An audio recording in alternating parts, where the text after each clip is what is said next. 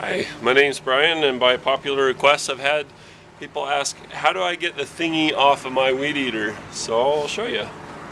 On your weed eater, the thingy that they're referring to is the spool or bobbin where you put the line on.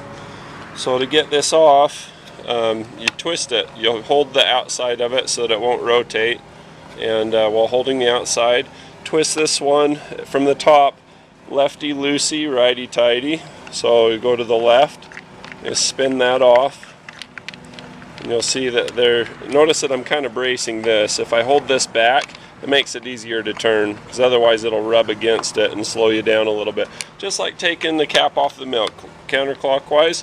You see that there's a bolt inside of there, so you just set this aside and then pull off the spool.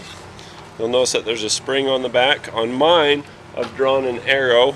You can do the same with yours, but basically there used to be an arrow on here, but as this gets bopped on the grass and on the rocks and everything else, it tends to wear it off. So I used a paint pen. You can use whiteout, you can use whatever you want, but basically as you're looking at it from this side, this is the ground side right here, so from the up side it should go on counterclockwise.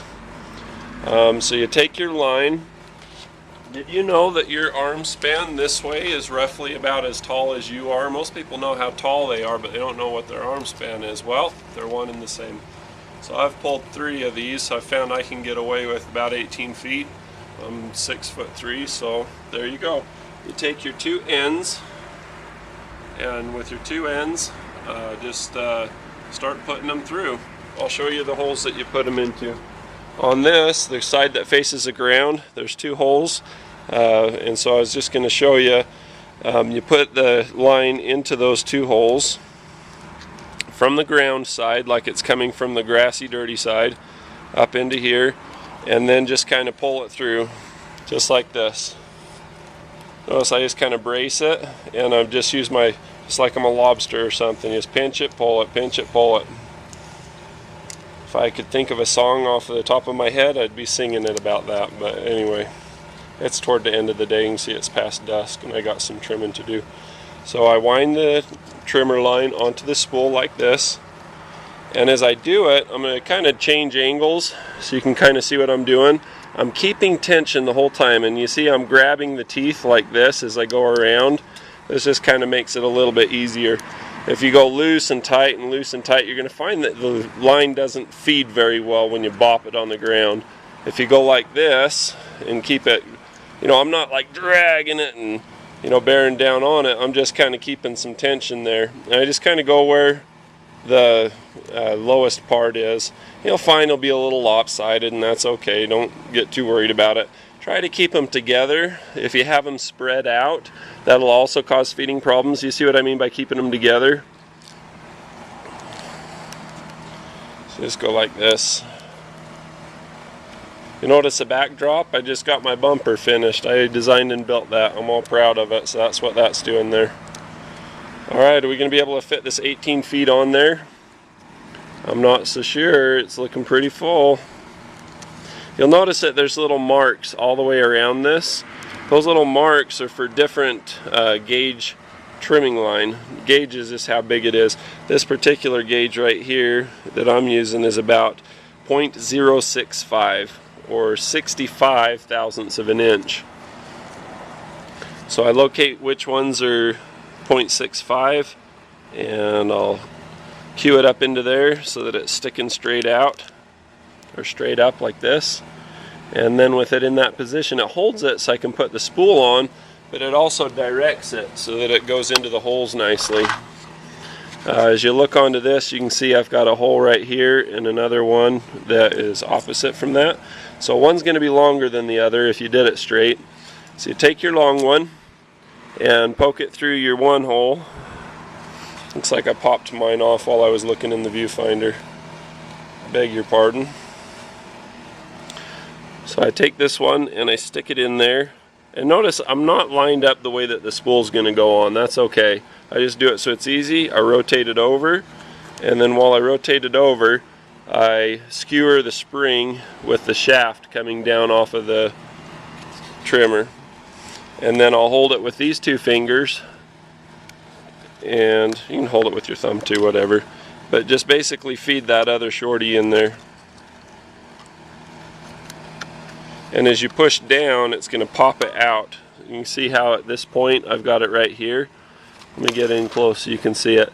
But as I draw that down in there, and you got to make sure that your trimmer line stays above the fingers, and that's what those little pop-ins are for, because if it gets underneath, it's going to get stuck and it's not going to feed. So I've got everything all lined up. I make it nice and perpendicular, and I just push in, and then I'll pull on this just a little bit, and then I'll do a little test bump to see if it will feed properly. Kind of got to hold it on there. It won't go while you're pushed in. You have to let it up a little bit, and as you let it up, you'll be able to see if you're going to have a winner or not. So now that I have that on there, I know it's been a lot of close-up. The other video I was kind of zoomed out and I didn't show a lot of detail, so that's what we're doing now. So now we go clockwise from the top, righty-tighty. And that's the way most bolts, milk caps, toothpaste, screws, and everything are going to be. They're going to be clockwise to tighten, counterclockwise to loosen, or from the top, righty-tighty, lefty-loosey. I hope you enjoyed my video, especially if your name is Lucy. And if you like the video, be sure to click that you like it. And if you have any questions, comments, praise, thank yous, stick them in the comments below. Thanks for watching. I forgot the big finish. Pardon me. I didn't do it because I didn't need to in this one. I left mine so short that, see the trimmer? Not the whole trimmer, but this is the trimmer on the trimmer. It's a trimmer. Jimmer.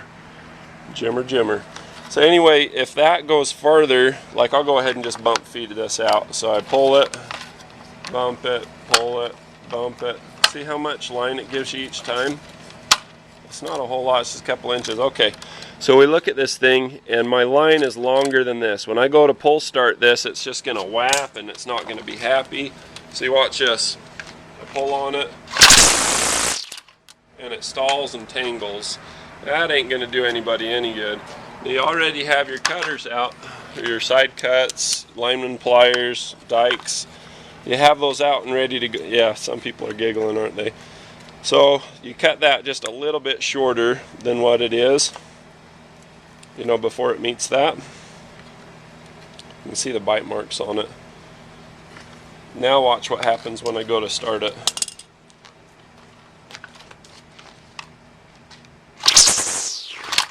Now it can freely spin. If I go to 1, when you go to start these, say you're having trouble starting it, go to the first setting where it says 1, all the way choked. This blocks off the airflow to the carburetor so that it'll start. So you pull it till it sputters like this, and then after it sputters, then you set it to 2, or just slightly toward the one side of 2 works for most of them. And then you pull it again.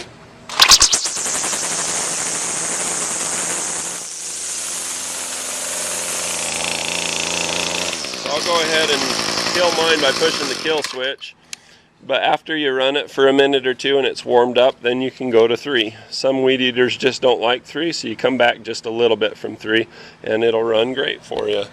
So I don't mean to make the video long and boring, but maybe that's helpful to you. Cheers.